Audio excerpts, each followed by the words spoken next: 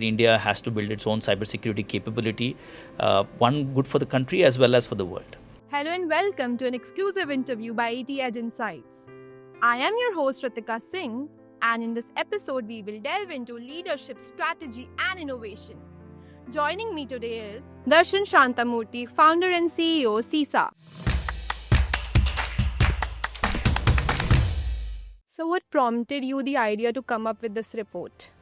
See, one of the key things is India has done a phenomenal job in the last decade or so in the BFSI sector. I mean, starting with UPI to digital public infrastructure, I think we've done a phenomenal job. And this gives both a responsibility as well as an opportunity for India to showcase and talk about its cybersecurity work that we have done as a community, and also to support the ecosystem globally. Because today, cyber threats are not restricted to one geography, one country.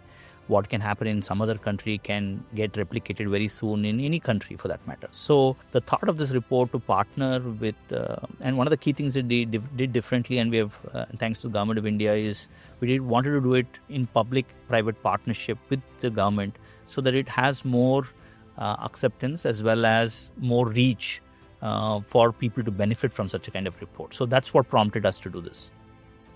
How do you think this partnership has led to achieve your goals of Viksit Bharat 2047?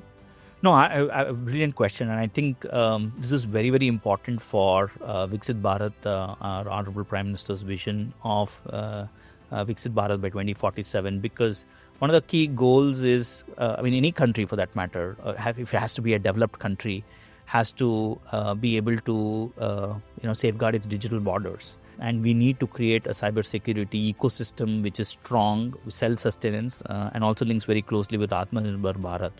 So I'm very, very happy that we are taking strides in that direction, and very soon we'll accelerate that pace, to meet those goals. How do you think SISA will take this forward? The digital threat report of 2024, how do you think you're going to take this forward in 2025? This report has gathered a lot of attention. Within India and outside India are looking forward to this report. People have been curious to know what this report is going to contain, how is it going to, what they can take learnings from it.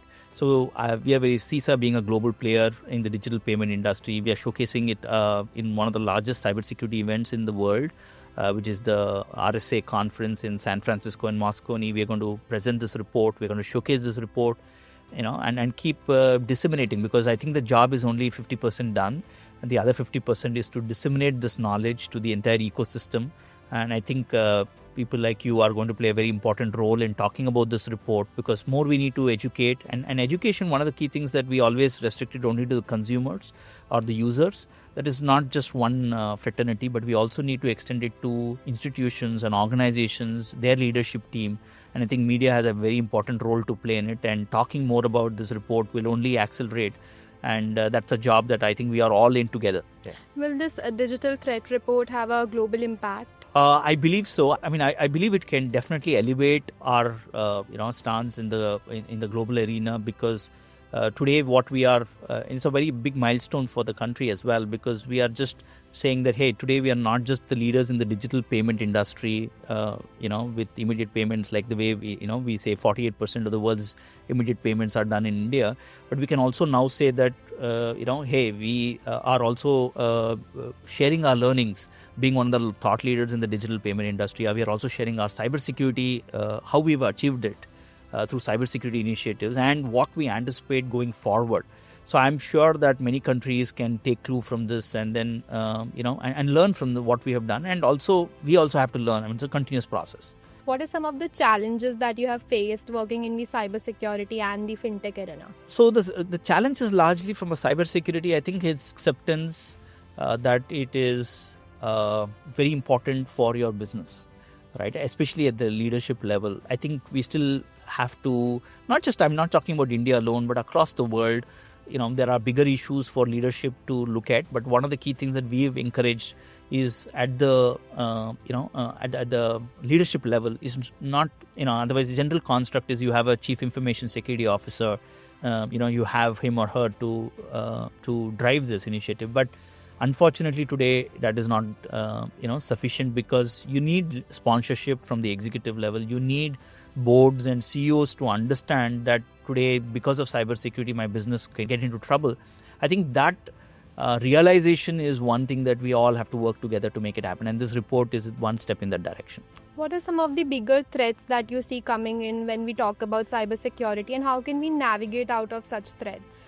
Yeah, so 3 major trends that we are seeing, and I think you'll see that in the report. One is on AI, cybersecurity for AI. I'm not talking about AI being used in cybersecurity for AI.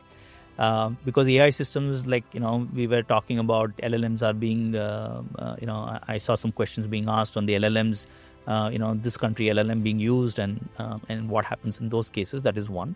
The second is, so how do we secure those? Cybersecurity for AI is becoming extremely critical. Then, of course, quantum security. I think we need to prepare for that.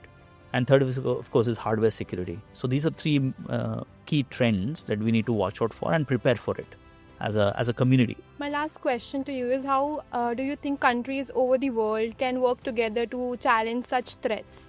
I think it's all about collaboration, right? And I think we are in the same ecosystem. As I said, these cyber threats are cross-border, and definitely all countries have to come together and share information, share intel. But there are certain things that people keep it as their national advantage, national strategic advantage as well. The challenge is how do you navigate that? But I think one of the key things is we are a very big proponent of that, that India has to build its own cybersecurity capability, one good for the country as well as for the world. Thank you so much, sir. Thank you for joining us in this conversation. Thank you, Radhika, for having me. Thank you.